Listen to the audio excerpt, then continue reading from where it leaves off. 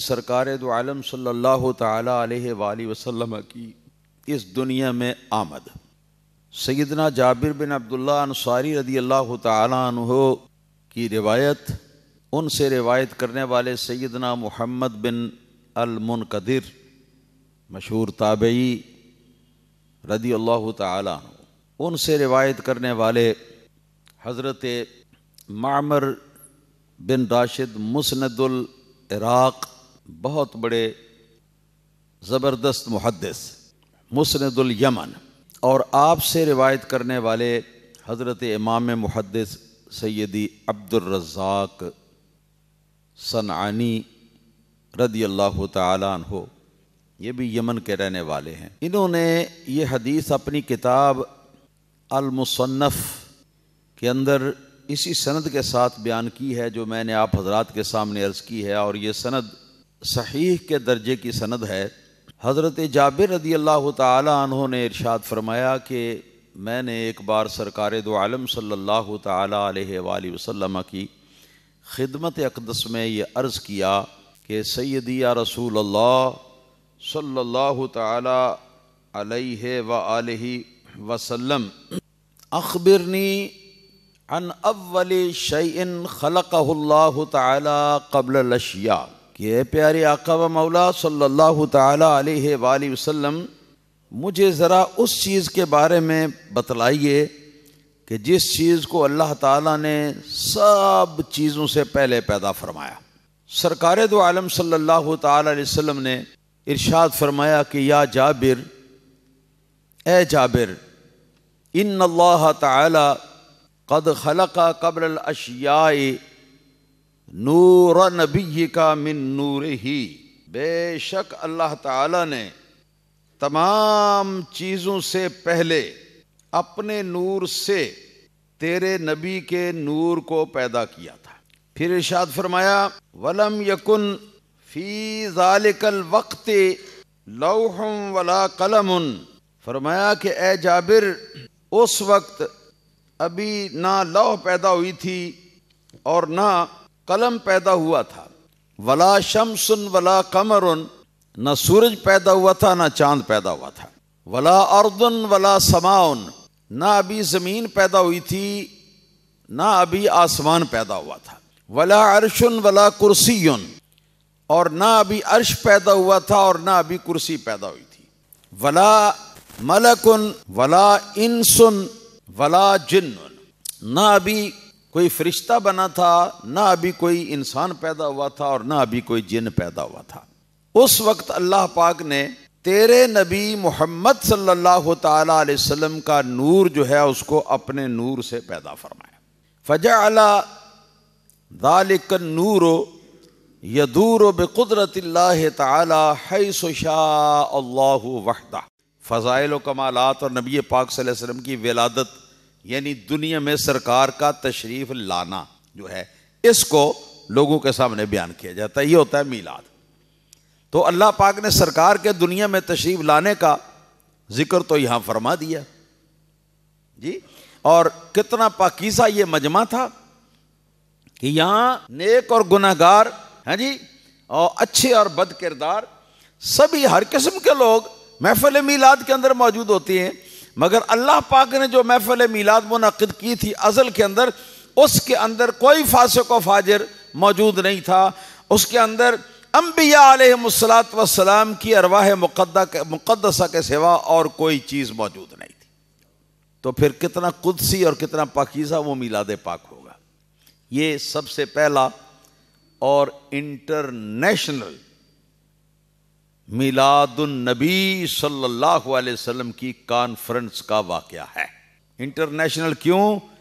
کہ پیغمبر سارے اپنی اپنی قوموں کے نمائندے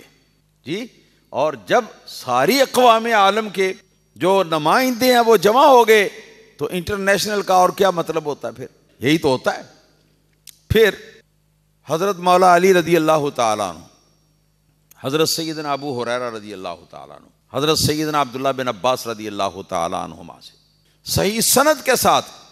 ائمہ مفسرین نے اپنی تفسیر کے کتابوں میں لکھا ہے، خاص طور پر تفسیر ابن کثیر کا حوالہ دیتا ہوں کہ جس کو ہمارے مخالفین بہت مانتے ہیں، اس کے اندر بھی یہ لکھا ہوا ہے۔ مولا علی رضی اللہ تعالیٰ عنہ، حضرت عبداللہ بن عباس رضی اللہ تعالیٰ عنہما،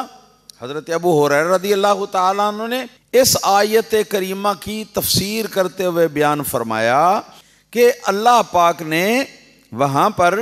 پیغمبروں سے جو یہ عہد لیا تھا کہ تم نے سرکار پر ایمان لانا ہے اور سرکار کے مددگار بن جانا ہے، جی، تو اس کے ساتھ ساتھ اللہ پاک نے ان پیغمبروں سے یہ بھی عہد لیا کہ تم نے جا کے اپنی اپنی قوموں کے سامنے یہ جو اعلان سرکار کی آمد کا، سرکار کے میلاد پاک کا ہوا ہے تمہارے سامنے، جس کو میں نے کیا ہے، یہی اعلان تم نے بھی سرکار کے میلاد پاک کا اپنی قوموں کے سامنے کرنا ہے، اور اپنی قوموں کو اس عہد کا پابند بنانا ہے، اور ان کو کہنا ہے کہ اگر میری حیات میں وہ پیغمبر اعظم صلی اللہ تعالی علیہ وسلم تشریف لے آئیں تو پھر تو میں خود یہ معاملہ جو ہے یہ دیکھوں گا کہ یہ عہد کس طرح ہم نے نبھانا ہے، تم لوگوں کو اپنے ساتھ میں ڈالوں گا۔ لیکن اگر میری وفات ہو جائے، میرے بعد سرکار تشریف لائیں، تو میری قوم جو ہے وہ اس بات کے اوپر، اس عہد کے اوپر قائم رہتے ہوئے اگر میری قوم کے، میرے وفات کے بعد میری قوم کے پاس وہ پیغمبر اعظم تشریف لائیں، تو یہ کام جو اللہ پاک نے ہماری ڈیوٹی لگائی ہے، اب اللہ پاک نے یہ بھی ڈیوٹی لگائی ہے کہ یہ کام اب ایسی صورت میں تم لوگوں نے کرنا ہے۔ اور پھر اسی طرح فرمایا کہ یہ بھی عہد کے اندر موجود تھا کہ ان قوموں سے یہ بھی عہد لینا ہے کہ اے میری قوم، اگر میری حیاتی میں بھی وہ پیغمبر اعظم تشریف نہ لائے، اگر میری وفات ہو جائے، اس کے بعد وہ رسول اعظم تشریف لے آئے،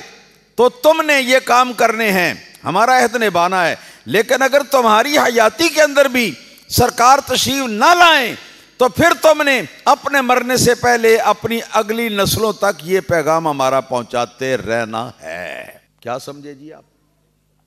سرکار کا میلاد شریف ہر پیغمبر نے کیا،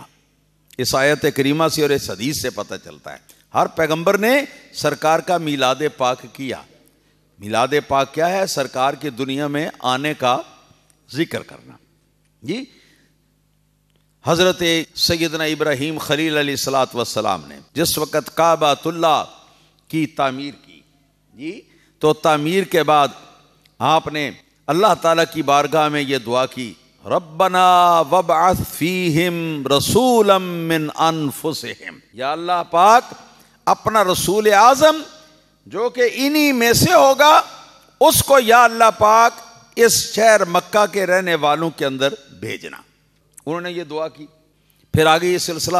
بڑھتا چلا، حدیث پاک ذہن میں آئی ہے، یہ حدیث پاک کوئی 6 عدد صحابہ کرام رضوان اللہ علیہم اجمعین سے مروی ہے اور صحیح الاسناد۔ اس میں ایک حدیث کے الفاظ یہ ہیں کہ صحابہ کرام نے سرکار سے پوچھا کہ متی کنت نبیا، سرکار آپ کب نبی ہوئے؟ ایک کے اندر الفاظ ہیں کہ متستم بئتا، یا رسول اللہ صلی اللہ تعالی علیہ وسلم، آپ فرمائیں کہ آپ کو کب نبی بنایا گیا۔ ایک روایت کے اندر ہے کہ متی جعلت نبیا، یا رسول اللہ صلی اللہ تعالی علیہ وسلم، ذرا یہ تو فرمائیے کہ آپ کو کب نبی بنایا گیا۔ اور اسی قسم کا کہ اور بھی الفاظ جو ہیں وہ موجود ہیں۔ تو ان روایتوں میں سے سیدنا ارباز بن ساریہ رضی اللہ تعالیٰ عنہ کی حدیث میرے اس وقت ذہن کے سکرین کے اوپر ابری ہے، جس کو امام احمد بن حنبل رضی اللہ تعالیٰ عنہ نے اپنی سند کے ساتھ اپنے مسند کے اندر بیان فرمایا۔ امام ترمذی رحمۃ اللہ تعالیٰ نے اپنی سند کے ساتھ اس کو اپنی جامع سنن ترمذی کے اندر بیان فرمایا۔ حضرت ارباز بن ساریہ رضی اللہ تعالیٰ عنہ آپ فرماتے ہیں کہ اس کے جواب میں آپ نے فرمایا، ایک روایت میں کنت نبیا وان عجما لمنجدل فی طینتہ، یعنی میں وہ ہوں کہ جس کے آنے سے پہلے، جس کے آنے اور جس کے میلاد کی بشارتیں جو ہیں وہ حضرت عیسیٰ علیہ الصلوۃ والسلام نے بھی دنیا والوں کو دی ہیں، اور یہ بشارتیں تو سارے پیغمبروں نے دی تھی، جیسا کہ آپ نے سن لیا پہلے احادیث کی روشنی میں۔ قرآن پاک نے اس کو یوں بیان فرمایا ہے کہ حضرت عیسیٰ علیہ الصلوۃ والسلام جب تشریف لائے تو آپ نے اپنی قوم کے سامنے خطاب کرتے ہوئے اپنے خطبے کے اندر ارشاد فرمایا کہ سنو، میں تمہارے پاس آیا ہوں اور میرے ذمے دو کام ہیں، دو جو کرنے کے لیے دنیا میں آیا ہوں۔ ان میں سے پہلا کام کیا ہے؟ مصدقا لما بین یدی من التوراۃ، میرے سامنے مجھ سے پہلے حضرت موسیٰ علیہ الصلوۃ والسلام جو تشریف لائے، ان کی نبوت کا زمانہ موجود تھا میرے پہلے، اور ان کی کتاب جو ہے وہ موجود ہے مجھ سے پہلے، میرے آنے سے پہلے۔ میں اس کی تصدیق کرنے اور اس کی سچائی کو ظاہر کرنے کے لیے آیا ہوں، یعنی یہ بتانے کے لیے آیا ہوں کہ بہکو مت، حضرت موسیٰ علیہ الصلوۃ والسلام اللہ تعالیٰ کے برحق پیغمبر تھے، اور جو کتاب حضرت موسیٰ علیہ الصلوۃ والسلام لے کے آئے وہ اللہ تعالیٰ کی برحق کتاب تھی، میں اس کی تصدیق کرنے کے لیے آیا ہوں۔ دوسرا کیا فرمایا؟ وَمُبَشِّرًا بِرَسُولٍ يَأْتِي مِن بَعْدِ اسْمُهُ احمد، اور میں خوشخبریاں سنانے کے لیے دنیا میں آیا ہوں، یہ میری دوسری ڈیوٹی ہے۔ پہلی ڈیوٹی حضرت موسیٰ علیہ السلام کی نبوت اور کتاب کی تصدیق کرنا، اور دوسری ڈیوٹی کیا ہے کہ میں خوشخبری دینے والا بنا کر بھیجا گیا ہوں، خوشخبری دینے والا بن کر آیا ہوں ایک ایسے رسول اعظم کی صلی اللہ تعالی علیہ وسلم جو میرے بعد تشریف لائے گا اور جس کا نام نامی اس میں سامی ہوگا احمد صلی اللہ تعالی علیہ وسلم۔ اس کا تذکرہ یوحنا کی انجیل میں بھی آیا ہے۔ یہ جو بائبل عہد جدید ہے،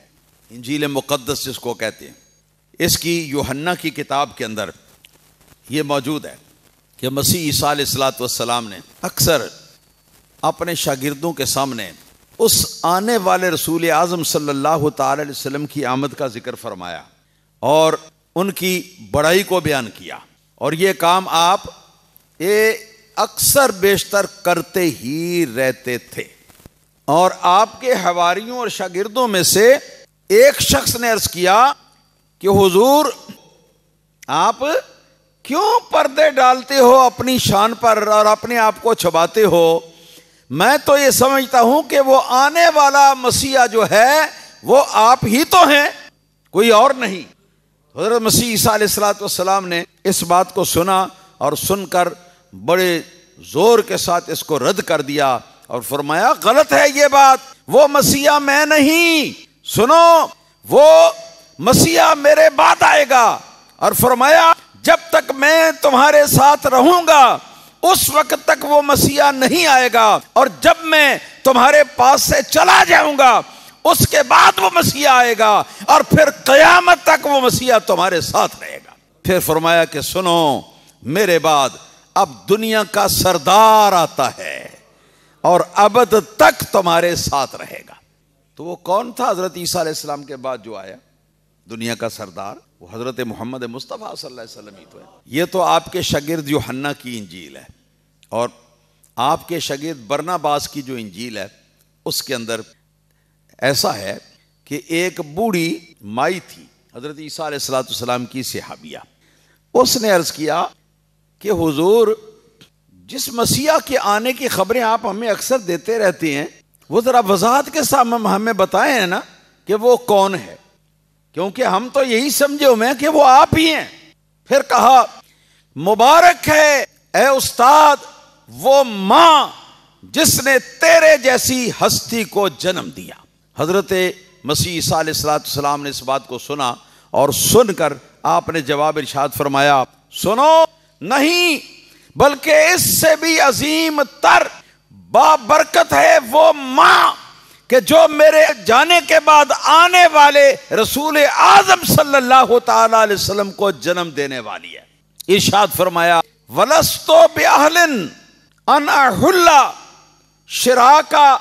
نَعْلَيْهِ، ارشاد فرمایا کہ سنو تم مجھے سمجھتے ہو کہ وہ آنے والا مسیح میں ہوں، لیکن میں یہ تمہیں بتانا چاہتا ہوں کہ وہ آنے والا مسیح میں نہیں ہوں، بلکہ وہ ایک ایسی ہستی ہے کہ اے کاش کہ کبھی میں بھی اس کو دیکھوں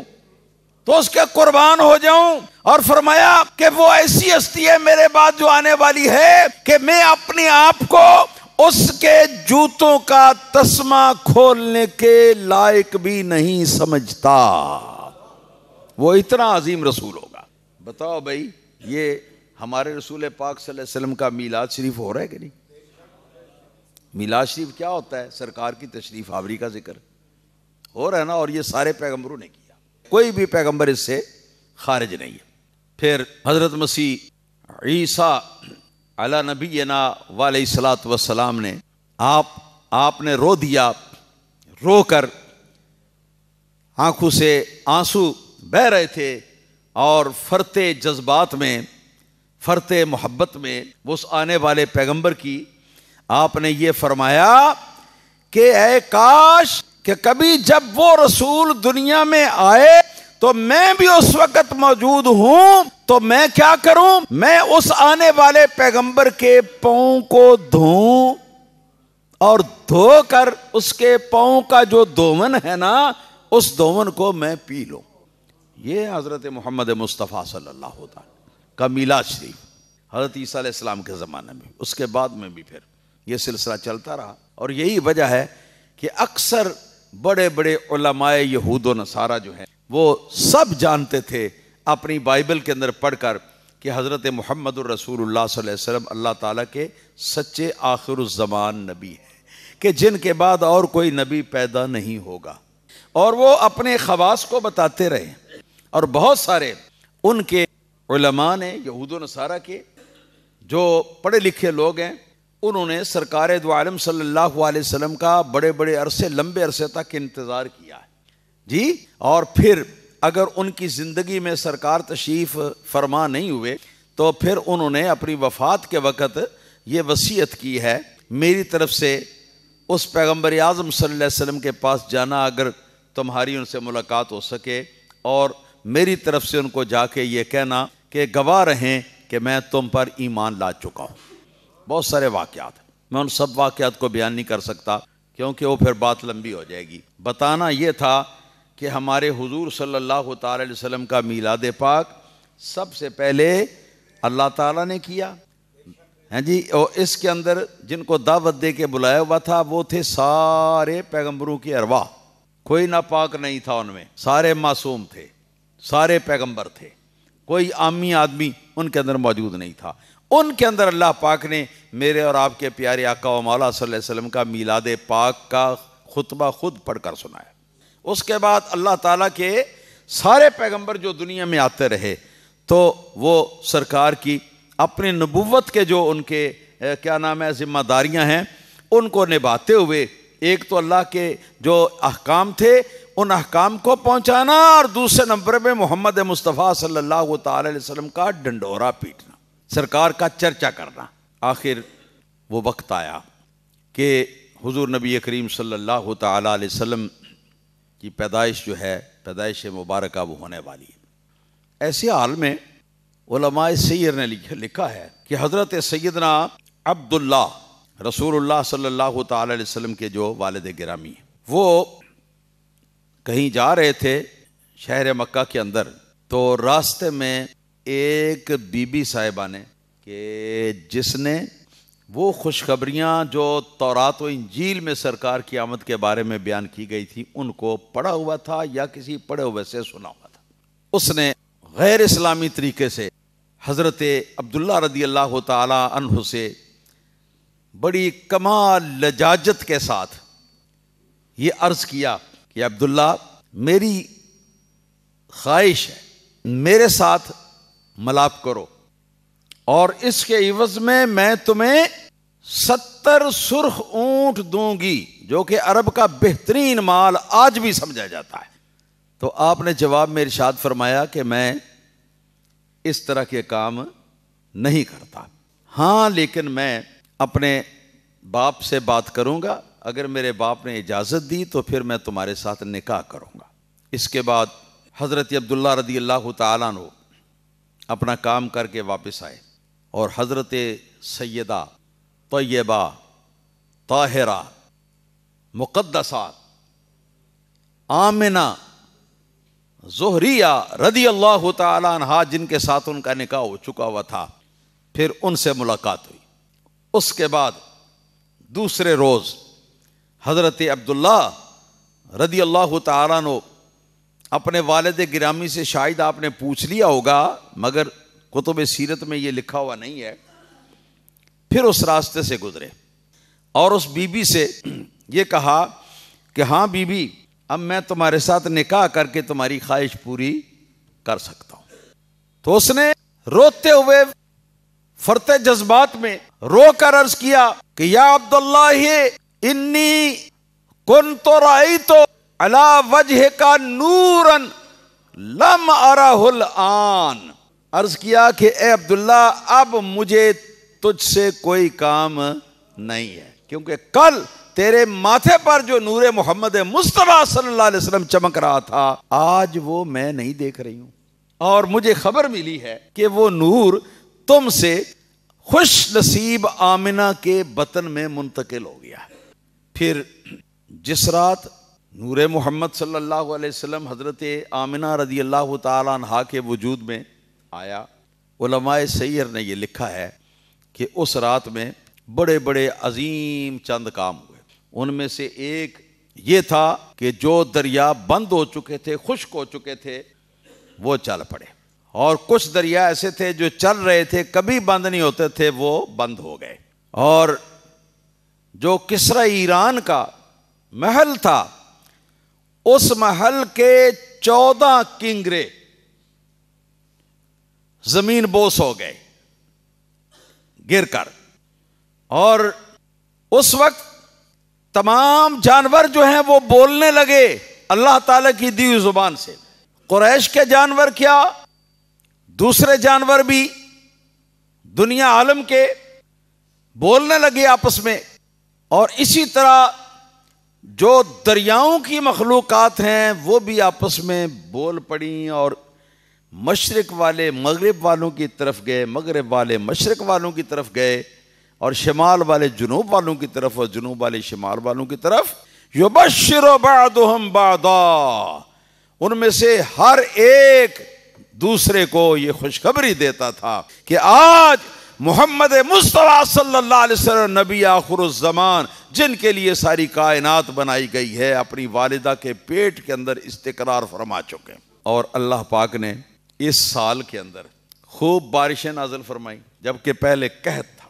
اور سبزہ وغیرہ بالکل ختم ہو چکا تھا، سوکھ گئی تھی زمین، اور ایسی بارشیں نازل فرمائیں موسلا دھار کہ ہر طرف جل تھل ہو گیا، اور زمین ساری جو ہے وہ سبز ہی سبز جو ہے وہ سبزے کی وجہ سے دکھانے لگی، اور کثرت کے ساتھ اناج، میوے، پھل اور ساری چیزیں جو ہیں وہ پیدا ہوئیں۔ اور پھر فرماتے ہیں علماء سیر کہ اس پورے سال کے اندر جتنی عورتیں، جتنی بیبیاں امیدواری سے تھیں، اللہ تعالیٰ نے ان سب کو بیٹے ہی عطا فرمائے ان کے ٹائم پر، کسی کو بیٹی نہیں دی۔ کیوں؟ اس لیے کہ اللہ تعالیٰ دنیا کو یہ غم نہیں دینا چاہتا تھا۔ عرب والوں کا رواج تھا کہ وہ بیٹے کی پیدائش کو سعادت مندی کا باعث سمجھتے تھے، بیٹی کی پیدائش کو باعث افسوس سمجھتے تھے، اور مشہور ہے، آپ حضرات کو پتہ ہے کہ عرب بیٹیاں پیدا ہوتی تھی، بیٹیوں کو وہ بڑے ہونے سے پہلے ہی ان کو زمین کے اندر گڑھا کھود کر وہاں زندہ درگور کر دیتے تھے۔ اکثر قبائل عرب کے اس طرح کرتے تھے۔ تو اللہ تعالیٰ نے یہ چاہا کہ اب یہ سال میرے حبیب صلی اللہ علیہ وسلم کی دنیا میں آمد کا سال ہے،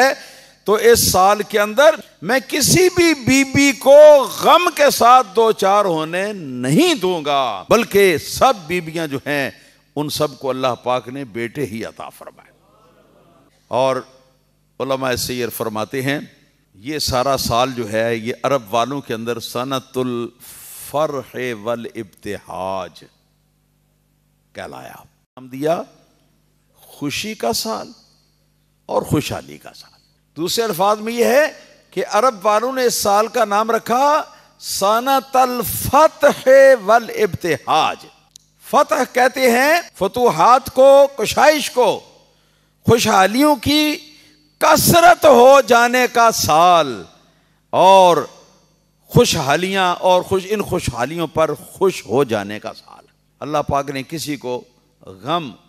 دیکھنے کے لیے نہیں دیا اس پورے سال کے اندر۔ پھر حضرت بی بی آمنہ رضی اللہ تعالیٰ عنہ فرماتی ہیں کہ اس کے بعد ہر مہینے میں میرے پاس کوئی آنے والا خواب میں آتا اور آ کے مجھ سے کہتا کہ ابشری یا آمنہ فقد حملت بسید المرسلین، اے آمنہ تجھے مبارک ہو کہ تیرے پیٹ میں جو آیا ہے وہ سید المرسلین ہے۔ ہر مہینے میں ایسے پیغام آئے، ابشری یا آمنہ تو فقد حملت بخاتم النبیین، اے آمنہ خوشخبری ہو تجھے مبارک ہو کہ تو حاملہ ہوئی ہے خاتم النبیین کے ساتھ، وغیرہ اخیر تک۔ حضرت بی بی آمنہ رضی اللہ تعالیٰ عنہ فرماتی ہیں کہ جس طرح دیگر عورتوں کو اس حال میں کسل مندی، طبیعت کے اندر سستی، بے چینی اور متلی، الٹیاں وغیرہ یہ ساری چیزیں ہوتی ہیں نا، آپ فرماتی ہیں کہ واللہ ان میں سے کوئی چیز میں نے نہیں دیکھی، صرف اور صرف فرماتی ہیں اتنا ہوا کہ یکا یک میرا جو مہینے کا جو مجھ کو ماہواری آتی تھی وہ ماہواری یکا یک بند ہو گئی۔ اس کے بند ہونے سے مجھے یہ معلوم ہوا کہ میرے پیٹ میں امیدواری ہو گئی یا حاملہ ہو گئی۔ یہاں پر ایک نقطہ آپ کو بتا دو، ہمارے حضور نبی کریم صلی اللہ تعالی علیہ وسلم جو ہیں ناف بریدہ پیدا ہوئے تھے۔ ناف بریدہ سمجھتے ہیں؟ جب پیدا ہوتے ہیں نا تو یہ ناڑو، یہ ناف، یہ لمبی ساری یہ نالی ہوتی ہے، پائپ ہوتا ہے ایک، ہے جی، اس پائپ کے ذریعے سے ماں کا خون جو ہے وہ بچے کی خوراک کے لیے گزر کر بچے کے وجود میں پہنچتا ہے، تب بچہ جو ہے وہ پلتا ہے۔ یہی وجہ ہے کہ جب کوئی عورت امید سے ہوتی ہے تو اس کا یہ خون ماہواری کا بند ہو جاتا ہے کہ اب یہ خون مہینے کا مہینے اس کو نہیں آتا، بلکہ یہ خون اس نالی کے ذریعے سے اس کے بچے کو خوراک پہنچاتا ہے، اور اس سے بچہ جو ہے وہ بڑا ہوتا ہے، بڑھتا ہے، پلتا ہے، یہاں تک کہ وہ دنیا میں آ جاتا ہے۔ اب آپ کیا سمجھے اس سے؟ ہمارے حضور صلی اللہ تعالی علیہ وسلم ناف بریدہ پیدا، وہ دایا عورتیں جو ہیں وہ فرماتی ہیں کہ جب حضور دنیا میں تشریف لائے تو سرکار دو عالم صلی اللہ علیہ وسلم کی آنکھوں میں سرما لگا ہوا تھا، اور حضور نبی کریم صلی اللہ تعالی علیہ وسلم کی ناف جو ہے نا، جس کو بعد میں لوگ کاٹتے ہیں اور کاٹنے سے پہلے اس کو باندھتے ہیں زور سے تاکہ خون باہر نہ نکلے، پھر اس پر وہ دوائی وغیرہ لگاتے رہتے ہیں یہاں تک کہ وہ بالکل وہ کیا ہے زخم ٹھیک ہو جاتا ہے۔ تو فرماتی ہیں کہ سرکار دو عالم صلی اللہ تعالی علیہ وسلم کا یہ ناڑو بھی نہیں تھا بلکہ ناف بری تھا، ناف کی جگہ ہموار تھی، کچھ بھی نہیں۔ پتہ اس میں کیا نقطہ ہے؟ اس کی علت یہ تھی کہ سارے بچے دنیا کے جو ہیں وہ اپنی ماں کے خون حیض سے پرورش پاتے ہیں خوراک لے کر، مگر اللہ تعالیٰ نہیں چاہتا تھا کہ اس خون حیض سے اپنے پیارے حبیب ہمارے پیارے آقا صلی اللہ تعالی علیہ وسلم کو خوراک مہیا فرمائے، بلکہ اللہ پاک نے ماں کے پیٹ میں بھی سرکار دو عالم صلی اللہ تعالی علیہ وسلم کو اپنی طرف سے قدرتی ایک خوراک مہیا فرمانے کا سلسلہ جاری رکھا ہوا تھا۔ اب آپ سمجھیں کہ ناڑو کیوں نہیں تھا؟ اللہ ربی لا شریک لہ، اللہ ربی لا شریک لہ۔ حضرت عبد المطلب رضی اللہ تعالیٰ عنہ ایک درخت کے نیچے سوئے ہوئے تھے، تو جب اٹھے تو خواب ایک آیا تھا، اس خواب کی تعبیر پوچھنے کے لیے وہ اہل کتاب کے عالم کے پاس تشریف لے گئے۔ فرمایا دیکھو بھائی، میں نے یہ خواب دیکھا ہے، میری کمر سے ایک روشنی کا ستون پیدا ہوا ہے اور نکلتے نکلتے چلتے چلتے آسمان پر پہنچ گیا ہے، اور آسمان پر پہنچنے کے بعد پھر پورے آفاق کے اندر وہ پھیل گیا ہے، اور پھر کچھ دیر کے بعد مجھے بیداری ہو گئی ہے اور میں نے دیکھا کہ اب کچھ بھی نہیں۔ تو اس اہل کتاب عالم نے یہ بتایا کہ تمہارے اس خواب کی تعبیر یہ ہے کہ اللہ تعالی نے تمہاری بہو کو امید سے کر دیا ہے، اور ایک ایسے بچے کی امید سے کر دیا ہے کہ جب وہ بچہ بڑا ہوگا تو اس بچے کا ملک، اس بچے کی حکومت اور اس بچے کی شہرت اور اس بچے کی نبوت اور رسالت جو ہے وہ پوری کائنات میں مشرق سے مغرب تک اور شمال سے جنوب تک پھیل جائے گی۔ تمہارے اس خواب کی تعبیر یہ ہے۔ وقت اب ہمارا ہو گیا ہے، مگر نہ میں آگے بھی آپ کو بتاتا تو آئندہ جمعۃ المبارکہ انشاءاللہ تعالی ہم بتائیں گے اب سرکار کی جو اصل ولادت ہے اس کے بارے میں۔